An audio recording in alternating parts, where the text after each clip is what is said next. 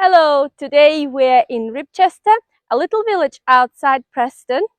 In the 1st century AD, there used to be a Roman auxiliary army here and the Roman fort next to the River Ribble. So here we're standing next to what used to be Roman baths. It's a nice sunny day. It's going to be a reenactment event of the Roman auxiliary army that was based here in the 1st century AD. So we're going to have a look at it. And also Olivia, as you can see, has a floating device. That's because we are going to try to swim in the river as well, in the River Ribble. That's where there used to be a Roman fort. Okay, let's go!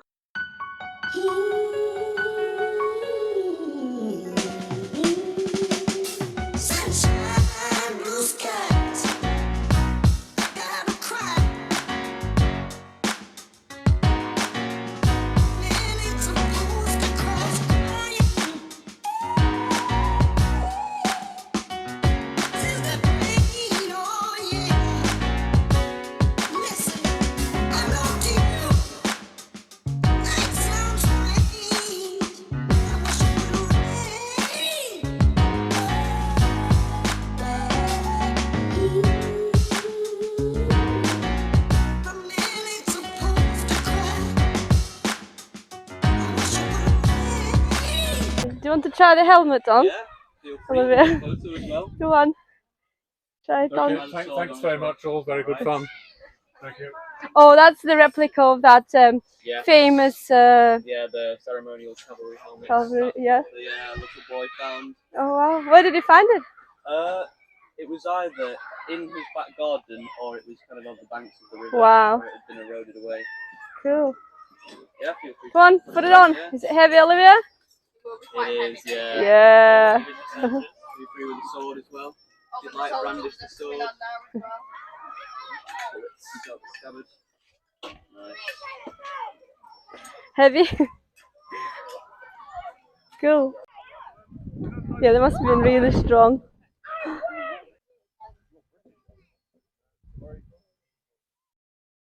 Ooh, Northern Italy. I'm a German.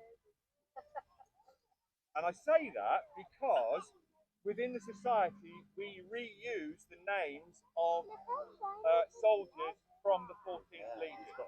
Right? So when we speak our names, we're also remembering these guys and hopefully not doing them a disservice and honouring their memories. But we are also not making up Hollywood-style names. I am representing a centurion. So I command or lead 80 fighting men, but 100 in total. If that makes any sense. We've got here today can be fitted with a crest, but it only appears to be the centurion who wore them all the time, so that they can be instantly recognisable on that confused battlefield. Right? So I'm wearing it from side to side, it's easy to see. And the other symbol of authority and rank is this thing, the stick, or ritus. Describes the vine stick, any big stick with a large bulbous end on the end. And this is, like I say, a symbol of my authority as a commander, but it's also the means by which I correct small mistakes. The application of the stick. When you send a text message, lots of the younger people don't write out full and put punctuation in. They just send short forms of words. And the Romans did exactly the same thing. So LEG has got nothing to do with the things that dangle from your tunic. They are, it's short for legio or legiones, legion or legions.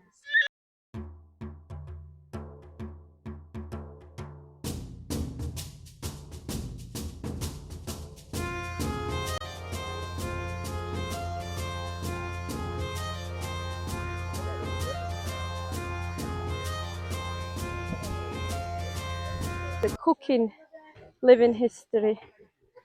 That's like having a barbecue nowadays, Olivia, look. Isn't it? It's a model of water wheels. Mm.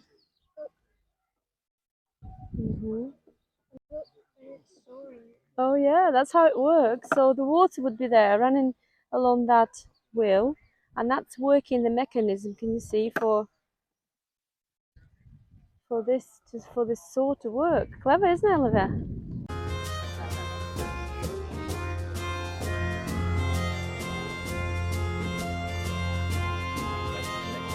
A broad point used for unarmed targets, anything wearing soft clothing, as it cuts like a knife, a nice big slit in you, and then you bleed to death.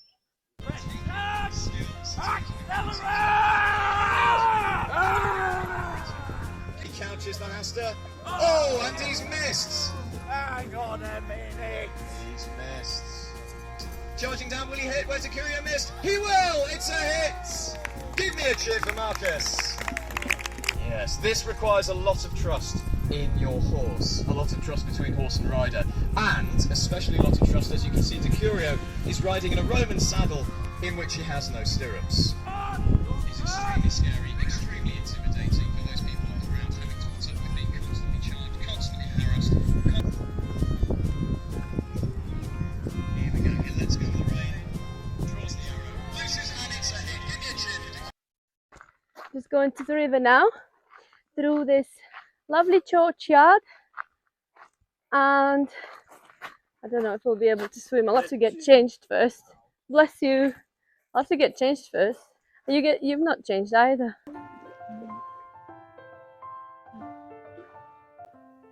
We're just going onto that island behind us. So we've got swimming shoes on. Well, I'm still in my sandals, walking sandals, but Olivia and Vladimir have swimming shoes on. It's better just so you don't stand on anything dangerous, anything sharp. There's Olivia going to the sheep.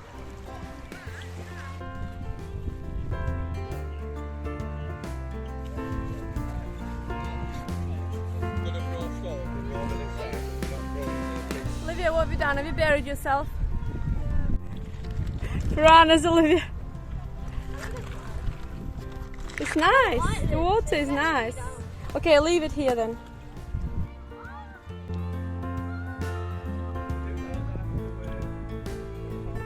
You could go in, swim.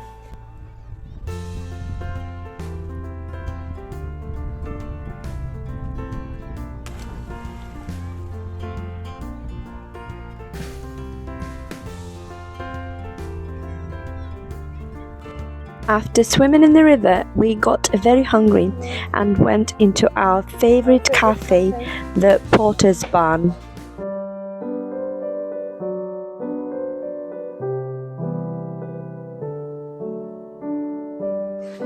All the food was homemade, and these are homemade jams. I really like the decor and atmosphere inside. Beans and chorizo stew in the cafe. Upstairs in the cafe there was this quaint little craft shop. Mind the step. Olivia's tired after her lovely meal.